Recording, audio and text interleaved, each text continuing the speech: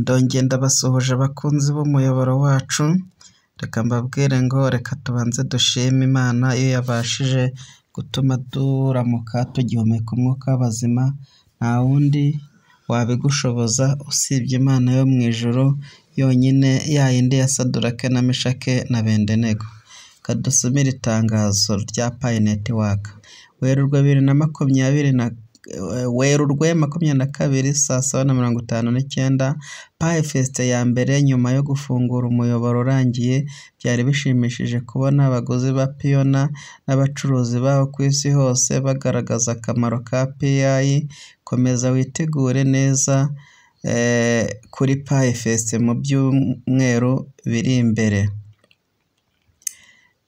Kwitabira kurinda umutekano wawe. Pi Soma ivugurura ririmo imibare, andi makuru hamwe n'ibisubizo kuri bimwe mu bibazo abaturage bakunze kubazwa ku bijyanye na cyamunara ya domene hamwe n'amatangazo.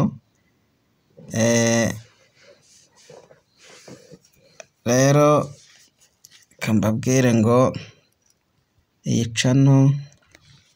cano y'ikoranabuhanga izajya yigisha abantu ko bakoresha serivisi z'ikoranabuhanga zitandukanye, yaba ibigendanye no kuri telefoni cyangwa se kuri mudasobwa cyangwa se amapurikasiyo abagirira umumaro akabinjiriza amafaranga n'ibindi bintu byinshi cyane bitandukanye. Ubwo rero uyu munsi turi ku itariki 22 z'ukwezi kwa gatatu umwaka wa 2025. Reka nsoze gusobanura iri tangazo ngira nti mujye mumenya yuko ibibaho byose n'abahanga bose bo ku isi